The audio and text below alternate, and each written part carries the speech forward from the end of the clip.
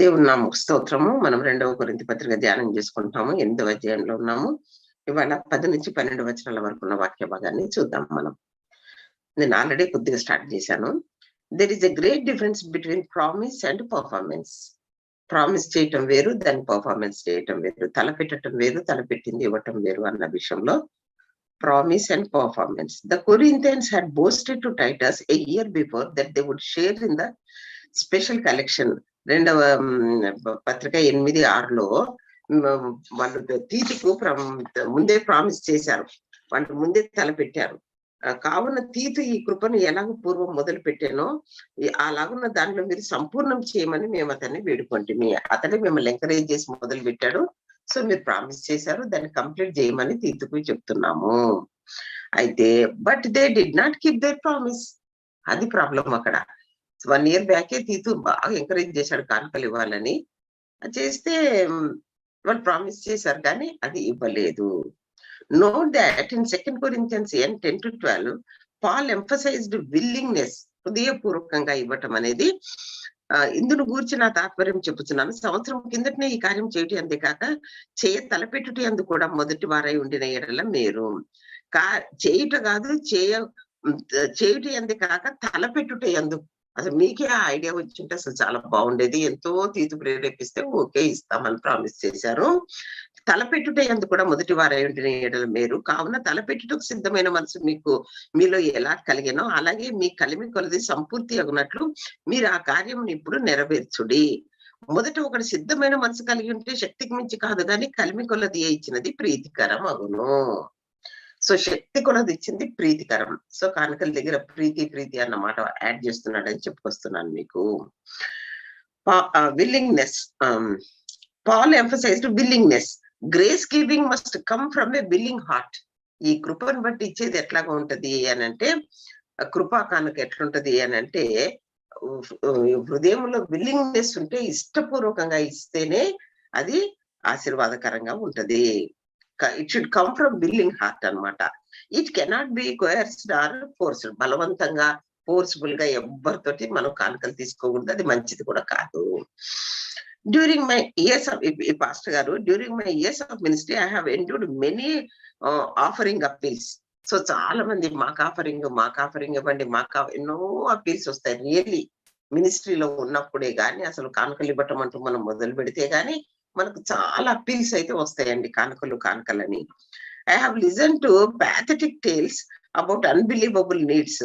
అయితే ఇక ఒక్కొక్కరు వాళ్ళ నీడ్ చెప్తారు కదా, ఇక నమ్మలేనటువంటి స్టోరీస్ చెప్తా ఉంటారు అన్నమాట, టేల్స్ చెప్తుంటారు.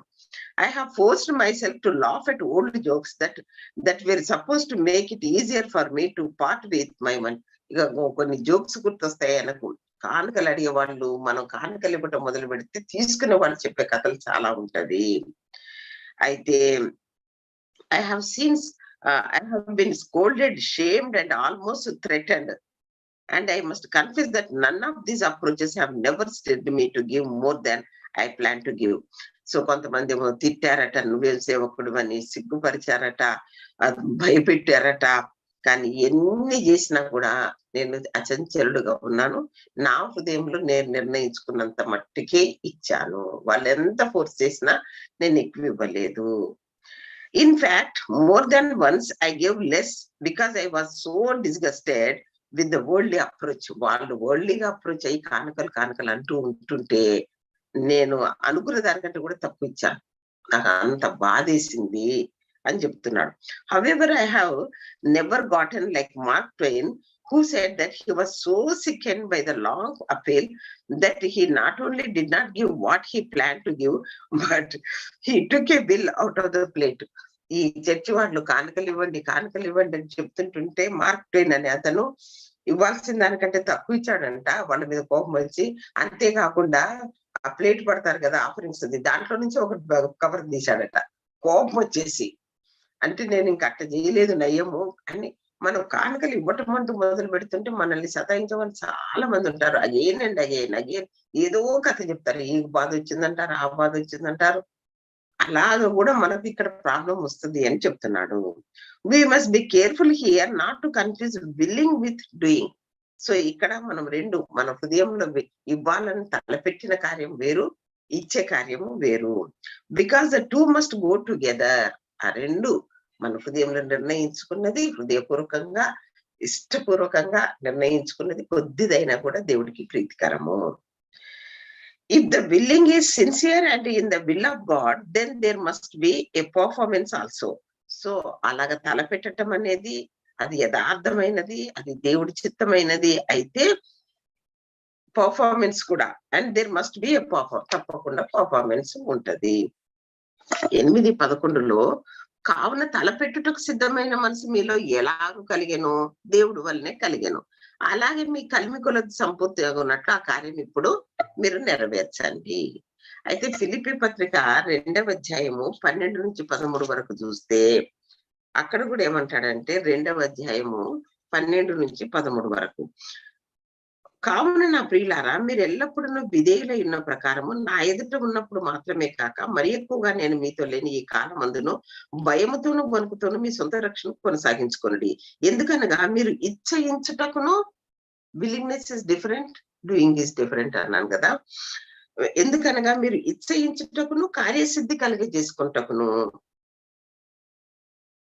తన దయా సంకల్పము నెరవేర్టకై మీలో కార్యసిద్ధి కలగజేయవాడు దేవుడే. సో మనం ఇచ్చయించాలన్నా, దాన్ని కార్యసిద్ధి కలగజేయాలన్నా, తన దయా సంకల్పం మనలో నెరవేర్చబడాలన్నా కార్యసిద్ధి కలగజేసేవాడు దేవుడే. దేవుడు లేకపోతే మనం తలంచము, మరి తలంచింది ఇవ్వలేము, మరి అది దేవుడి చిత్తము లేకపోతే మనం జరిగించలేము. అందుకనే పాల్ ఏమంటున్నాడంటే, Paul did not say that willing was a substitute for doing. So willing అనేది డూయింగ్ కి సబ్స్టిట్యూట్ కాదు. అనుకున్నాము ఇవ్వలేకపోయాము ఏం చేస్తాము అని సబ్స్టిట్యూట్ కాదు అది, because it is not. But if our giving is motivated by grace we will give willingly. మన మోటివేషన్ కరెక్ట్ గా ఉంటే, దేవుని కృపను బట్టి ఉంటే మనం ఇష్టపూర్వకంగా కానుకలిస్తాం ఆయనకు. And not because we have been force to give. ఇక అందరూ బలవంత పెడుతున్నారు, పదే అనౌన్స్మెంట్ చేస్తున్నారు, అందరు ఇస్తున్నారు అని ఫోర్స్ఫుల్ గా ఇవ్వటం కాదు. God sees the heart giving, not the hand giving. Hallelujah. ఏంటండి? God sees the heart giving and not the hand giving. చెయ్యి ఇచ్చేది చూడడైనా హార్ట్ ఏమిస్తుందో చూస్తాడట. If the heart wanted to give more but was unable to do so, God sees it and records it accordingly. నేను 20,000 ఇవ్వాలనుకున్నాను ఒక పని కొరకు, ఒక ప్రాజెక్ట్ కడుతున్నారు చర్చికి. కానీ నా పరిస్థితి బాగలేక నేను ఒక 10-15 ఇచ్చాను. అప్పుడు దేవుడు ఏం రాసుకుంటాడట, నేను నొచ్చుకుంటున్నాను, 20 ఇద్దాం అనుకున్నాను, 10 ఇవ్వగలుగుతున్నాను, 15 అని ఇవ్వలేకపోతుంది, 20 ఇవ్వాలి యాక్చువల్ గా అనుకుంటుంటే నేను 10 ఇవ్వగలిగాను. అప్పుడు దేవుడు అట 20 రాసుకుంటాడట. హల్లెలూయా. ఎందుకంటే నాకు అంతగా ఔదార్యం ఉంది ఇవ్వాలని. But if the hand gives more than the heart wants to give. First ఏంటి అంటే, if the heart wanted to give more but was unable to do so, God sees it and records it accordingly. But if the hand gives more than the heart wants to give, God records what is in the heart. నేను ఒక 5,000 ఇద్దాం అనుకున్నా అనుకోండి, ఆయన్ని మరి బాగోదులే అని 10 ఇచ్చా అనుకోండి, హృదయంలో సిద్ధపడ్డది 5. నా మనసు 5కే సిద్ధపడ్డది, 5 ఇద్దాం అనుకున్నాను. కానీ అక్కడ పరిస్థితి చూసి 10 ఇచ్చా అనుకోండి, కానీ దేవుడు 5 రాసుకుంటాడట. ఇక్కడ ఎంత ఉందో అంత రాస్తాడు అంటాడు. అయితే but if the hand gives more than the heart wants to give, God records what is in the heart, no matter how big the offering in the hand might be. చేతుల్లో ఎంత ఉంది కాదు, హృదయంలో ఎంత ఉంది లెక్క రాసుకుంటాడట. అయితే ఇక్కడ కూడా ఒక ఎగ్జాంపుల్ చెప్తున్నాడు. ఏంటి అంటే, a friend of mine was leaving for a business trip and his wife reminded him before church that she needed some extra money for household expenses. ఇక ఒక ఆయన ఫ్రెండ్ ఉన్నారంట, పాస్టర్ గారు ఫ్రెండ్ ఉన్నారంట. ఆయన బిజినెస్ ట్రిప్ కి వెళ్ళాలి, సరే ఫస్ట్ చర్చికి వెళ్ళేసి వచ్చిన తర్వాత వెళ్ళిపోదామని అనుకుంటానంట. అనుకుంటుంటే భార్య అందంట, దీంట్లో ఖర్చులకు డబ్బులు లేవండి, నెల డబ్బులు కావాలి ఖర్చులకి అని అడిగిందట. అయితే ఆయన ఏం చేశారంటే, జస్ట్ బిఫోర్ ద ఆఫరింగ్ పక్కకే కూర్చుంటుంది కదా, ఆఫరింగ్ చేసే ముందు ఆయన ఏం చేశారంటే, ఇది అవ్వగానే ట్రిప్ లో వెళ్ళిపోవాలి కనుక he slipped some money into her hand. ఆమె చేతిలో కొన్ని డబ్బులు పెట్టాడట. డబ్బులు పెడితే ఆమె ఏం చేసిందంట, and she thinking it was there weekly offering, put it in the plate. Offering plate లో పెట్టేసిందట. ఈయనేంటి ఇప్పుడు చర్చపోగానే నేను ట్రిప్కి వెళ్ళిపోతాను గనక, వచ్చేటప్పుడు డబ్బులు అడిగింది గనక నెల ఎక్స్పెండిచర్ ఆమె చేతిలో ఇట్ట పెట్టాడట. ఆఫరింగ్స్ ఇంకా వేస్తారు అనగా ఈ డబ్బులు ఆమె చేతిలో పెట్టాడంట. ఇక చర్చ్ అయితే వెళ్ళిపోతాం, ఆఫరింగ్స్ కాగానే క్లోజింగ్ అయితే వెళ్ళిపోతాం కదా. అయితే ఆమె ఏం చేసింది, నాకు ఆఫరింగ్ ఏమని ఇచ్చాడు అనుకొని అందులో వేసేసిందట. It was the expense money for the week. ఆ వారం అంతటికి ఖర్చుల కొరకు కావాల్సిన డబ్బులట అవి. Offering weekly offering, but it all put it all in the plate. It was the expense money for the week. Well, said my friend, we give it to the Lord and he keeps a record. అయితే ఆయన అన్నాడంట, దేవుడికి వేసేవాడిని పోనీలే దేవుడు లెక్క రాసుకుంటాడులే అన్నాడట. అంటే we give it to the Lord and he keeps the record. How much did you intended to give? Asked their pastor. వాళ్ళ పాస్టర్ గంట ఇటు చేసిందా, అసలు నువ్వు ఎంత ఇద్దాం అనుకున్నావు? ఆమె అంతేసింది అంటే ఆయన ఏదో చెప్పాడట, ఇంత అనుకున్నాను, వీక్లీ ఆఫరింగ్ ఇంత వేద్దాం అనుకున్నాను, ఆమెమో అది వేసేసింది అని చెప్పాడట. And my friend gave an amount, then that's what God recorded, set the past. నీ హృదయంలో ఎంత అనుకున్నావు? ఇప్పుడు ఆమెకు 5,000 ఇచ్చాడు అనుకోండి వీక్లీకి, ఆయన ఒక 500 ఇద్దాం అనుకున్నాడు అనుకోండి వీక్లీ ఆఫరింగ్. దేవుడు 500 రాసుకుంటాడు, 5,000 రాసుకోండి అని చెప్పాడట పాస్టర్ గారు. అది బై మిస్టేక్ ఇచ్చింది, హృదయపూర్వకంగా ఇచ్చింది కాదని చెప్పి. Then that's what God recorded, said the pastor, because he saw the intent of your heart. నీ హృదయం యొక్క ఆలోచనలు ఆయన ఎరిగి నా దేవుడైనా అని చెప్పాడట. So God sees not the portion but the proportion. హల్లెలూయా. ఇది ఇంకా బాగుంది. ఏమిటి అని అంటే, దేవుడు ఎంత పోర్షన్ మనం ఇచ్చామని చూడడట. మన దగ్గర ఎంత ఉంది, మనం ఎంత ఇచ్చాము, దాని ప్రపోర్షన్ ఎంత, రేషియో ఎంత, అదే చూస్తాడంట. అసలు ఇంకో పాస్టర్ గారు చెప్పేవాడు, ఒక ఆయన కానుకలు ఇవ్వమంటే చాలా టైం తీసుకుంటున్నాడంట. తీస్తుంటే అన్ని పెద్ద పెద్ద నోట్లు వస్తుంటే 1 రూపీ 5 రూపీ దొరకటానికి చాలా టైం బట్టి వెతికి తీసి ఇచ్చాడంట. పాస్టర్ గారు అన్నాడంట, దేవుడు నువ్వు వేసింది చూడడు, నువ్వు దాచుకుంది చూస్తాడనమాట. వేసింది చూడడు, దాసింది చూస్తాడు అన్నాడంట. దాసింది ఎక్కువ ఉంది, పెద్ద పెద్ద నోట్లు వస్తున్నాయి కానుకలు వేయాలంటే, వెతికి చిన్న నోటు తీసి వేసాడట. అప్పుడు వేసింది కాదు దాసింది దేవుడు చూస్తున్నాడు, ఆయన కళ్ళు దాని మీదే ఉన్నాయి అని చెప్పాడంట. అట్లాగా దేవుడు ప్రపోర్షన్ చూస్తాడు. ఇప్పుడు మనం 2 కాసులు ఇచ్చిన స్త్రీ బీద విధవరాలు ఎంత ప్రపోర్షన్ వేసింది? 100% వేసింది. ఆమె 100% వేసింది. అందుకు ఆమె అందరికంటే ఎక్కువ వేసింది అన్నాడు. పర్సంటేజ్ చూస్తాడు దేవుడు అంటాడు ఇక్కడ, ప్రపోర్షన్ చూస్తాడు. If you could have given more and did not, God notes it. If you could have given, మనం ఎక్కువ ఇవ్వగలిగిన శక్తి ఉండి ఇవ్వట్లేదు అనుకోండి, పెద్ద పెద్ద నోట్లు ఉన్నాయి, వేరే ఖర్చులు ఏం లేవు, ఇవ్వగలము, అయినా పెద్ద ఎన్ని కిందికి నెట్టి చిన్న నోట్ తీసేస్తుంటే గాడ్, దేవుడు గమనించి చూస్తున్నాడు, నాకు దేవుడు కళ్ళు అక్కడ ఉన్నాయి.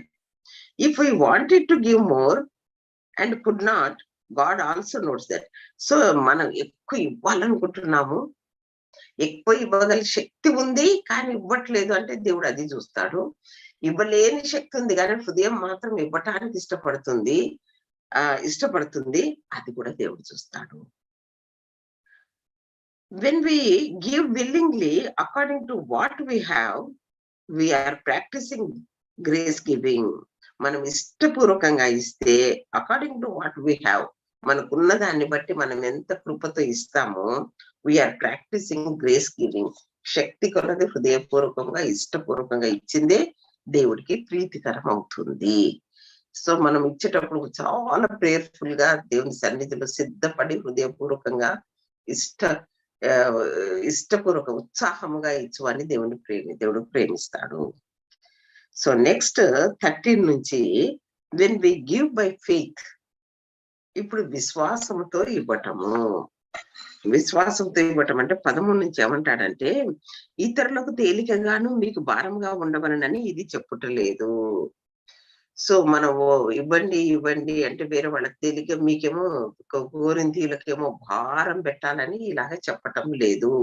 కోరింతి వాళ్ళకి ఎక్కువ భారం అయిపోద్ది కదండి, మీరు ఇటు ఇవ్వండి అటు ఇవ్వండి అంటే ఎక్కువ భారం అవుద్దని నేను చెప్పట్లేదు. ఇతరులకు తేలికగాను మీకు భారంగా ఉండవల్లని ఇది చెప్పట్లేదు గాని, హెచ్చుగా కూర్చుకున్న వానికి ఎక్కువగా మిగలలేదనియు, తక్కువగా కూర్చుకున్న వానికి తక్కువగా లేదనియు వ్రాయబడిన ప్రకారము.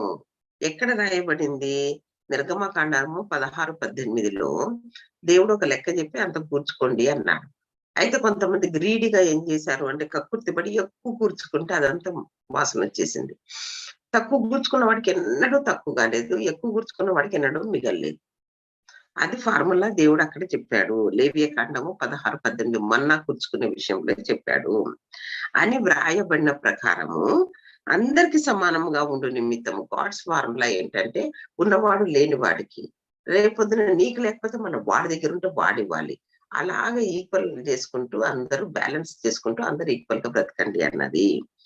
సమానంగా ఉండు నిమిత్తము ప్రస్తుతమందు మీ సమృద్ధి వారి అక్కరకును మరి ఒకప్పుడు వారి సమృద్ధి మీ అక్కరకును సహాయమై ఉండవరనని ఇలాగ చెప్తున్నాను. మన దగ్గర ఎక్సెస్ ఉంటే లేని వాడికి ఇవ్వాలి, లేని ఒకప్పుడు మనకు తక్కువ ఉంటే వాడి దగ్గర ఉంటే వాడు మనకి ఇవ్వాలి, వేరే వాళ్ళ దగ్గర ఉన్న ఇవ్వాలి. అలాగ అందరం పంచుకుంటూ ప్రతి వాళ్ళ అవసరం తీర్చుకుంటూ ఒక ఫ్యామిలీ లాగా ఉన్నప్పుడు లేనప్పుడు సర్దుకొని అందరం పంచుకొని బ్రతకాలి అన్నది దేవుడి నియమము. అయితే ఇప్పుడు 13 నుంచి చివరి వరకు 24 వరకు కూడా ఏమున్నది అన్నది 20 చివరి వరకు విశ్వాసంతో ఇవ్వటము. Paul did not suggest that the rich become poor so that the poor might become rich. ఇక్కడ మీకు తేలికగాను వారికి భారంగా ఉండాలి అని అంటే గొప్పోడు ఇచ్చి బీదోడు అవ్వాలి, బీదోడు తీసుకొని గొప్పవాడు అవ్వాలన్నది కాదు పౌలు formula. It would be unwise for a Christian to go into debt in order to relieve somebody else's debt, unless of course he was able to handle the responsibility of paying the debt back. ఇప్పుడు ఇక అట్టాని వేరే వాడి కష్టం ఉందని మనం అప్పులు తెచ్చి మనం అప్పుల పాలయ్యి అధిక భారం మన నెత్తిన పెట్టుకోమని అంటాం లేదు. ఒకవేళ ఒకటి చాలా కష్టంలో ఉన్నాడు, మన దగ్గర లేదు, మనం అప్పు తెచ్చి ఇచ్చినా తీర్చగల కెపాసిటీ మనకు ఉన్నది అని అనుకుంటే చెయ్యండి. అంతేగాని వాడికి హెల్ప్ చేసి మీరు అప్పుల పాలవ్వటము కాదు ఇక్కడ పౌలు చెప్పేది. Paul saw an equality in the whole procedure. మొత్తం మీద ఇదంతా కలిపి చూస్తే ఏంటంటే అందరూ ఈక్వల్ గా తిని ఎంజాయ్ చేయండి, ఉన్నవాడు దాచుకోవటం కాదు, లేనివాడు ఇబ్బంది పడటం కాదు అన్నమాట. In the whole procedure, the Gentiles were enriched spiritually by the Jews, so the Jews should be enriched materially by the Gentiles. అందుకని అన్ని జనులు సువార్త వలన రక్షణ అనే ఐశ్వర్యం వాళ్ళు పొందారు, స్పిరిచువల్ ఎన్రిచ్మెంట్ పొందారు. ఇప్పుడు వీళ్ళకి మెటీరియల్ గా తక్కువ ఉంది, gentiles materially they are rich. కాబట్టి వాళ్ళకున్న మెటీరియల్ థింగ్స్ కొంచెం వీళ్ళకి పంపించి మీకు అంతా వాళ్ళు ఆత్మీయ ఐశ్వర్యం ఇస్తే మీరు కనీసం మెటీరియల్ దన్నా మీరు కొంచెం వీళ్ళకి ఇవ్వండి అని చెబుతూ మనకు తెలిసినట్టుగా రోమపత్రిక 15:25-26-28 వరకు చెప్పాడు. మీరు వారికి రుణస్తులు కనుక మీ రుణం తీర్చుకోండి, వారికి ఇవ్వండి అని చెప్పాడు. Furthermore, the Gentile churches at that time were enjoying some measure of material wealth. ఇంకోటి ఏంటి అని అంటే అప్పుడు జెంటైల్ చర్చెస్ లో ఉన్నారే, ఈ కోరింతి గాని, మాసిదోనియా గాని, తెస్సలోనికే గాని, గలతీ గాని, వీళ్ళందరూ కూడా కొంచెం రిచ్గా ఉన్నారు అప్పట్లో. వీళ్ళకి కరువు వచ్చినప్పుడు the Gentile churches at that time were enjoying some measure of material wealth while the believers in Judea were suffering. యూదయాలో కరువు వస్తుందని అగబు ప్రవక్త చెప్పాడు, కరువు వచ్చింది, వాళ్ళు చాలా ఇబ్బందులు పడుతున్నారు మదర్ చర్చ్ వాళ్ళు. That situation could one day B reverse. రేపొద్దున అది రివర్స్ కావచ్చు, రేపొద్దున అన్ని జిల్లాల నుంచి వచ్చిన సంఘాలకు కరువు రావచ్చు, యూదయ చర్చ్ వాళ్ళు సమృద్ధిగా ఉండొచ్చు, అప్పుడు వాళ్ళు వీళ్ళకి పంపాల్సి వస్తుంది. అలాగ నువ్వు ఉన్నవాడు లేనివాడిని కన్నీసి చూస్తూ హెల్ప్ చేయాలి. There might come a time when the Jewish believers would be assisting the Gentiles. అప్పుడు వాళ్ళు వీళ్ళకి సహాయం చేస్తారు. ఎప్పుడెక్కడ కరువు వస్తుందో, ఎప్పుడెక్కడ పరిస్థితి వస్తుందో, ఎప్పుడెవరు రిచ్ ఉంటారో, ఎప్పుడెవరు పూర్ ఉంటారో మనకు తెలియదు కనుక రిచ్ ఉన్న వాళ్ళు పూర్ ఉన్న వాళ్ళకి కొంత సహాయపడాలి. So what does the equalising? So అందరికీ సమానంగా ఉండటం అంటే ఏంటి? Equal God does. What does the equalising God does? దేవుడు ఏం చేస్తాడు ఈక్వలైజ్ చేయడానికంటే, Paul use the miracle of the manna as an illustration of the principle. అది దేవుడు చేసిన పని ఎక్కడ అని అంటే, మన్నా కురిపించినప్పుడు దేవుడు చేశాడు. నిర్గమకాండము 16-18 చూస్తే అక్కడ దేవుడు ఈక్వలైజ్ చేయటం మనం చూస్తాం. ఇక్కడ పాల్ ఈక్వలైజ్ చేయటం చూస్తున్నాము, కానీ అక్కడ దేవుడే ఈక్వలైజ్ చేశాడు. 16:18 వారు ఓమెరుతో కొలిచినప్పుడు ఒక ఓమెరు ఒక మెజర్ ఇచ్చాడు దేవుడు. ఒక ఓమెరు తీసుకుంటే ఒక్కొక్కరు అని చెప్పాడు. అయితే వారు ఓమెరుతో కొలిచినప్పుడు హెచ్చుగా కూర్చుకున్న వానికి ఎక్కువగా మిగలేదు, తక్కువగా కూర్చుకున్న వానికి తక్కువ కాలేదు. వారు తమ తమ ఇంటి వారి భోజనంలో సరిగా కూర్చుకొని ఉండేవి. సో ఎక్కువ కూర్చుకుంటే మిగలదు, పాడైపోద్ది. తక్కువ కూర్చుకుంటే ఏం తక్కువ కాదు, సంచేసుగా కడుపు నిండా తింటున్నారు అన్నమాట వాళ్ళు. అయితే no matter how much manna the Jews gathered each day, they always had what they needed. ఎంతన్నా కూర్చుకొని రోజుకి ఎంత కావాలో అంతే తింటాం, తక్కింది వేస్టే కదా.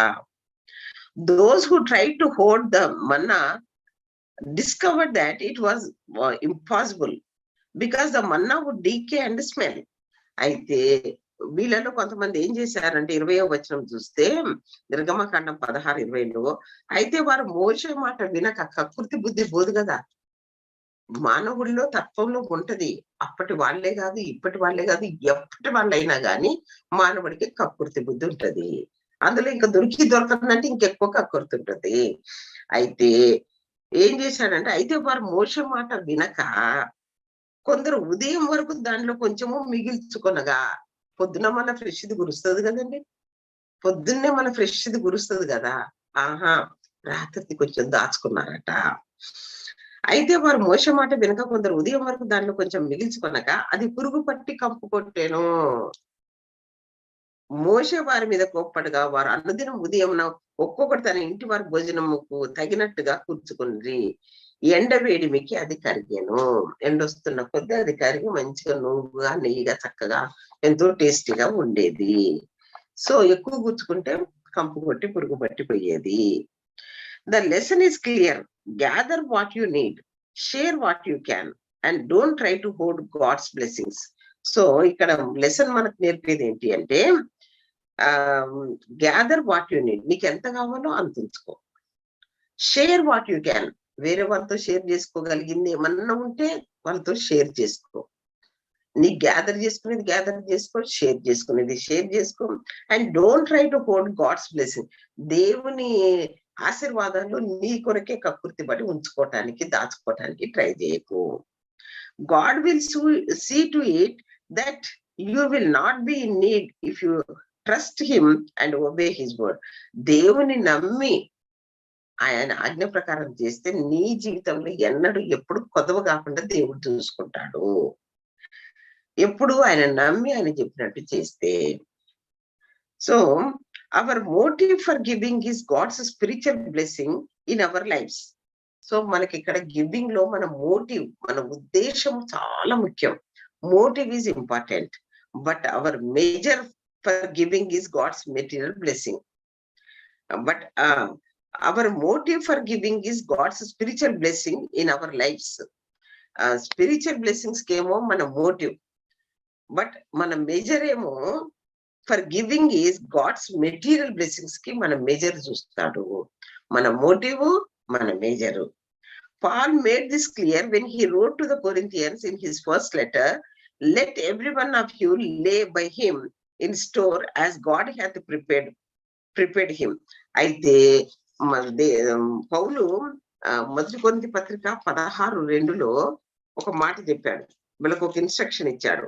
16:2 ఏం చెప్పాడంటే, నేను వచ్చినప్పుడు చందా పోగు చేయకుండా, నేను వచ్చినప్పుడు హరీబరీగా ఆఫరింగ్ బాక్సులు పెట్టి అప్పుడప్పుడు చేయకుండా మీరు ముందే చేసి పెట్టండి ఈ పని అన్నాడు. ఏం చేయమన్నాడు? నేను వచ్చినప్పుడు చందా పోగు చేయకుండా ప్రతి ఆదివారము మీలో ప్రతి వాడును తాను వర్ధిల్లిన కొలది తన యొద్ద కొంత సొమ్ము నిల్వ చేయవలెను. ప్రతి ఆదివారం అంత ఎంత ఇవ్వగలరో, ఎంత వర్ధిల్లుతున్నారో కెపాసిటీని బట్టి తీసి పెట్టండి. నేను వచ్చినప్పుడు హరీబరిగా చెయ్యొద్దు అని ముందే చెప్పాడు వాళ్ళకి. Is God spiritual blessing. When he wrote to the Corinthians in the first letter, let every one of you lay by him in store as God hath దేవుడు వారిని వర్ధిల్ల చేసిన కొద్ది తీయండి, భారముగా కాదు, ఫోర్సిబుల్ గా కాదు, మీరు ఎంత వర్ధిల్తున్నారో అందులో నుంచి తీయండి. Paul did not lay down any mathematical formula. A mathematical formula చెప్పట్లేదండి అక్కడ పౌలు. Because grace giving is not limited by a tithe. So కృపను బట్టి ఇవ్వటం అనేది దశమ భాగము లిమిట్ చేయటం కాదు. Grace giving is systematic. ఆ గ్రేస్ గివింగ్ ఎట్లా ఉంటది అంటే ఒక పద్ధతితో ఉంటది. But it is not legalistic. Legalistic గా చావని బతకని 10% అన్నట్టు కాదు. It is not satisfied with only the minimum. అయితే 10% అనేది మినిమం. సో మనం వర్ధిల్లిన కొద్ది అన్నది whatever that minimum might be, వర్ధిల్లిన కొద్ది మనం ఇస్తూ ఉండాలి. అది కొత్త నిబంధన యొక్క నియమము. Since it is God who does the balancing of the books, we cannot accuse Paul of teaching some form of communism. పౌలు చెప్తుంది ఎట్టుందంటే కమ్యూనిజం టీచ్ చేసినట్టు కనపడుతుంది మనకు. బట్ బ్యాలెన్సింగ్ బుక్స్ లో చేసేది దేవుడు. We cannot accuse Paul of teaching some form of communism. In fact, 2 Corinthians 8:13 is a direct statement against communism. అయితే 13లో ఏమంటున్నాడు, ఇతరులకు తేలికగాను మీకు భారంగా ఉండవాలని చెప్పట్లేదు అని చెప్తున్నాడు. మనకు అందరు ఈక్వల్ అన్నప్పుడు మళ్ళా వీడికి భారము వాడికి తేలిక అవ్వటానికి కొరకు కాదు. Is a direct statement against communism. The so called communism of the early church.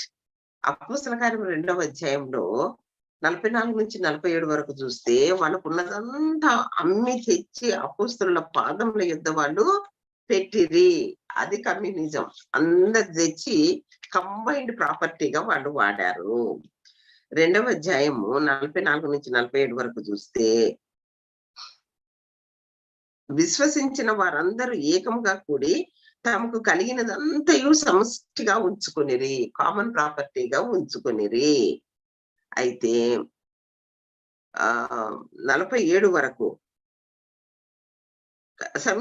ఇదిగాక వారు తమ చరచరాస్తులను అమ్మి అందరికీ వారి వారి అక్కర కొలది పంచిపెట్టిరి.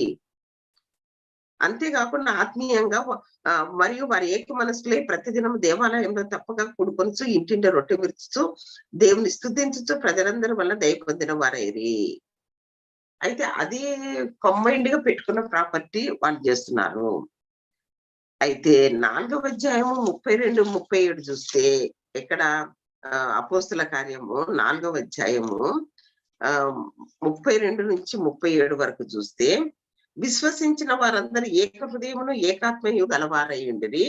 ఎవరును తనకు కలిగిన వాటిలో ఏది తనదని అనుకోలేదు. వారికి కలిగినదంతయు వారికి సమిష్టిగా ఉండెను. ఇదిగాక అపోస్తలులు బహుబలముగా ప్రభువైన యేసు పునరుత్థానమును గురించి సాక్ష్యం ఇచ్చిరి. దైవ కృప అందరికీ అధికముగా ఉండెను. ఇంకా 37 వరకు చదవాలి. అయితే భూములైనను ఇండ్లైనను కలిగిన వారందరూ వాటిని అమ్మిన వాటి వెల తెచ్చి అపోస్తల పాదముల యొద్ద పెట్టుచూ వచ్చిరి. వారు ప్రతి వానికి వాని అక్కర కొలది పంచిపెట్టిరి గనక వారిలో ఎవరికి కొదవలేక ఉండిపోయాను. ఇది కమ్యూనిజం అంటే. కుప్రలో పుట్టిన లేవీయుడకు యోసేపు అని ఒకడు ఉండెను. ఇతనికి అపోస్తలులు హెచ్చరిక పుత్రుడని అర్థం ఇచ్చి బర్నబా అని పేరు పెట్టి ఉండేది. ఇతడు భూమి గలవాడై ఉండి దానిని అమ్మి దాని వెల తెచ్చి అపోస్తల పాదముల యొద్ద పెట్టాను. సో ఇలాగున వాళ్ళు అందరిది సమిష్టిగా చేస్తున్నారు. అంతేకాకుండా ఇది చూసి అంబి కుచి కమ్నాయి మేము కూడా తెచ్చి పెడతామని ఎవరు అననీయ సఫీరలు చేయబోయి ఇద్దరు చచ్చిపోయారు. హృదయపూర్వకంగా చేయకుండా వాళ్ళందరూ చేశారు కాబట్టి చేద్దామని వాళ్ళు చనిపోయారు ఇద్దరు. సో ఇక్కడికి ఆపేస్తున్నానండి. దేవుడి చిత్తం అయితే రేపు కంటిన్యూ చేస్తాను. దేవుడి మాటలు దీవించుగాక. ఆమె